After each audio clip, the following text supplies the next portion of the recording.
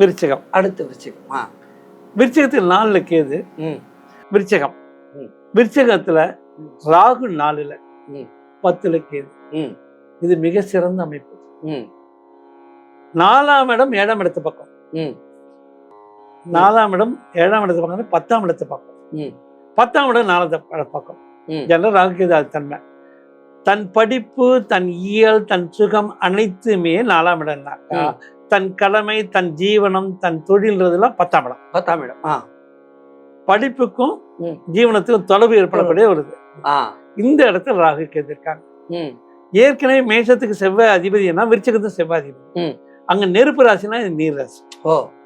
So இங்க சஞ்சலம் அதிகமா இருக்கும். கோவப்பட்டோட கோவம் நிலைச்சு நிக்காது. டக்குன்னு கோவத்தை சரி பண்றாங்க. இல்ல விட்டுட்டு போயிடுவாங்க. இங்க பாத்தீங்கன்னா முதல்ல விசாக நட்சத்திரத்துக்கு, அப்புறம் அனுஷ நட்சத்திரத்துக்கு, அப்புறம் கேட்டை நட்சத்திரம்னா இதுக்கேற்ற மாதிரி செயல்பாடு இருக்கும். நியாயம் பேசக்கூடியவங்க அது தடுத்த கோவம் வரும். அனுஷ நட்சத்திரம் ஒத்துக்கிட்டா மாடு மாதிரி வேலை செய்யறவங்க டெக்னிக்கலா யாரும் குற்றம் சொல்லக்கூடாது. இல்ல இது பண்ணாதானே கோவம் வரும். கேட்டை நட்சத்திரம் புத்திசாலின்னு சொல்லி கற்பனையா இருப்பாங்க. அந்த கற்பனையை தடுத்தா கோவம். கற்பனையை தடுத்தா கோவம்.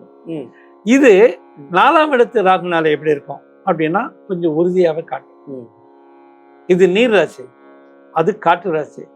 நீரை அதுதான் வர்றது புயல். சோ தடுமாற்றம் ஏற்பட்டால் அவருடைய வாழ்க்கையும் தடுமாற்றம் ஏற்படுவதற்கு வாய்ப்பு இருக்கு. தடுமாறாம இருக்கணும். தடுமாற்றம்னா ஆசையை குறைச்சிக்கணும். இது செய்தா இப்படிதான் வரும்னு ஒரு கணிதம் போட்டுட்டு அது பிரகாரம் செஞ்சா பிரச்சனை இருக்காது. இல்லைன்னா தடுமாற்றம். ஆக இவங்களும் நிதானமா இருக்கணும். 10ஆம் இடம் கேது. கேது ஏற்கனவே புத்திசாலி, ஞானி எல்லாம் சொல்லியிருக்கேன். அது நிர்வாகத்திறமையுடைய சூரியன் வீட்டில் இருக்குன்னு. சூரியனுக்கும் செவ்வாய்க்கும் ரொம்ப அந்யோன்யம் உண்டு. அந்த அது கேந்திரம். 10ஆம் இடம் கேந்திரம்.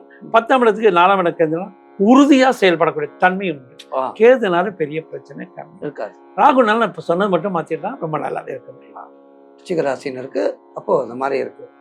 ஆக விருச்சிக ராசினர் நிதானமாக இருந்தால் வாழ்க்கையிலே இந்த ராகு கேது பெயர்ச்சியால பாதிப்புகள் எதுவும் வராது அப்படின்னு ரொம்ப அழகா சொல்லியிருக்காரு.